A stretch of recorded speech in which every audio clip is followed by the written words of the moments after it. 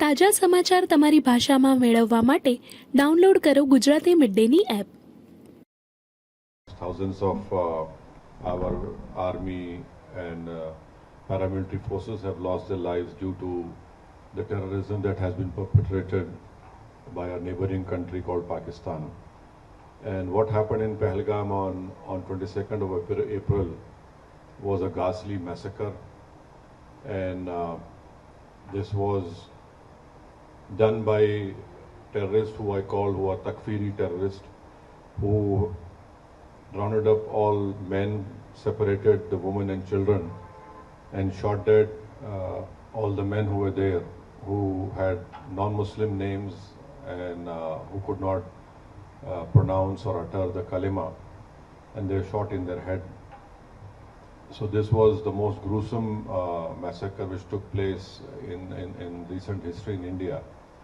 And as a result, subsequently, you know that my government had to reply on the 8th of May, and we had hit 9 headquarters of proscribed terrorist organizations which were proscribed by United Nations. And then subsequently, you know, developments that took place. The Pakistani DGMO had to call the India DGMO asking for a cessation of all firing. So we want to bring to your notice that Pakistan has been indulging in this terrorism for many years, and there has been many questions that why don't you speak to them? Why don't you talk to them? Now, in recent past, when in Mumbai the famous 26/11 terrorist incident happened, wherein trained terrorists from Pakistan landed up in the financial capital of our country and started massacring people in a railway station. Then they shifted to 5-star hotels, and then they started massacring people over there. So fortunately for us, because of the bravery of the Mumbai police, one terrorist was caught alive. His name was Ajmal Kasab. The Indian legal system followed all the due process of law, and Ajmal Kasab was sentenced to death. And Ajmal Kasab revealed many things. Our agencies were capable enough to record the audio conversations which a terrorist group sitting in Pakistan were having with terrorists who were killing Indians in 5-star hotels. And those conversations, they were clearly telling them, don't lose heart, kill as many Indians as you can and you'll go to Jannah. This was the conversations that were recorded.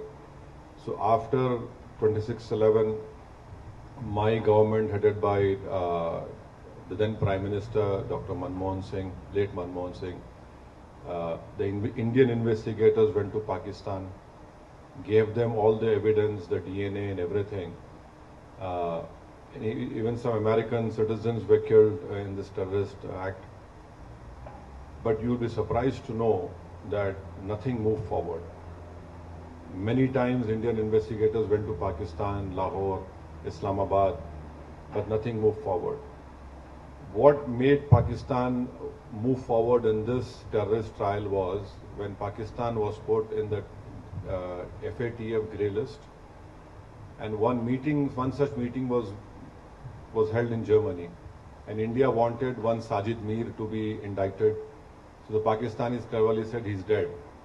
But the moment this important meeting was about to take place in Germany, Pakistan comes up to the committee of FATF and says Sajid Mir is alive. So can you imagine a country which was saying he's dead, suddenly he is alive, and then the Pakistani government says that our courts have convicted him for some 5-10 years. But the main culprits of 26/11 are still scot-free. They were convicted for money laundering, not for terrorism. Pathankot happened after my Prime Minister went to Pakistan uninvited. And I want to put it on record, I was the one who criticized him for going over there. There were many opposition parties who criticized why did my Prime Minister went uninvited from Afghanistan to Nawaz Sharif's place. But our air base was attacked and we lost many personnel over there.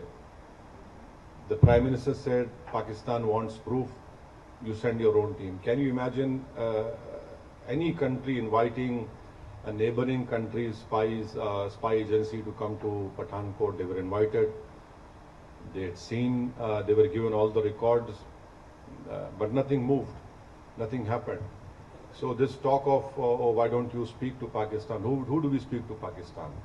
You know, we have been cooperated with them, but Pakistan had never been forthcoming. So Pakistan army, Pakistan deep state is hell-bent on destabilizing India. We don't run, as our head of delegation must have told you, India does not run any terrorist camps. India does not indulges in any terrorism in anywhere.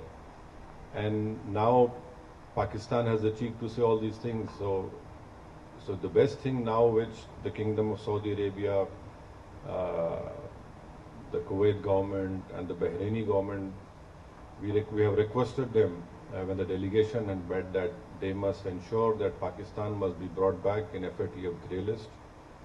That is where we will be able to control this terror financing of all these terrorist organizations. And do you know that when this person was made the field marshal in Pakistan, a US designated terrorist called Mohammed Ehsan was sitting right beside the field marshal. So this is complete. He is a US designated terrorist called Mohammed Ehsan, and there are photographs him shaking hands with this field marshal. So there is a clear-cut evidence of Pakistan's involvement. These terrorist groups are prospering over there. They are being trained over there. And their whole task is to destabilize India, to create more Hindu-Muslim riots in India. And the most unfortunate part is that Pakistan gives out a wrong message to the Arab world and to the Muslim world that we are a Muslim country and India is not a Muslim country. But Your Excellency, you know, you have more knowledge about worldly affairs, that there are 240 million proud Indian Muslims living in India.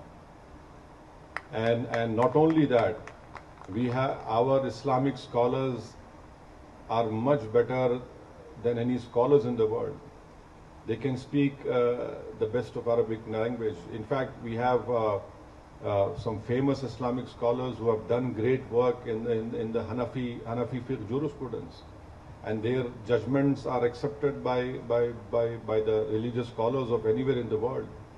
So this Pakistan's false propaganda that India is hurting us because we're a Muslim country, it is completely wrong. And in fact, Pakistan, if it stops these Takfiri terrorist groups, there will be stability in South Asia, there will be progress in South Asia. And Pakistan has put obstacles even in the SARC. India wanted a bilateral railway agreement between all the SARC countries. India wanted Bangladesh, India train, but Pakistan has always not allowed it. So we hope that our delegation, which is here on this purpose to request you to bring to your light what Pakistan has been doing in India, and this false propaganda of Pakistan that they have this great military prowess and nothing like that. What happened on the 9th? Their 9 air bases were targeted. If India had wanted, we could have completely damaged those air bases, but we wanted to show them a mirror and say that, look, we are warning you, don't do it. Don't force us to go on that path, wherein instead of creating a crater, we'll create graves for you.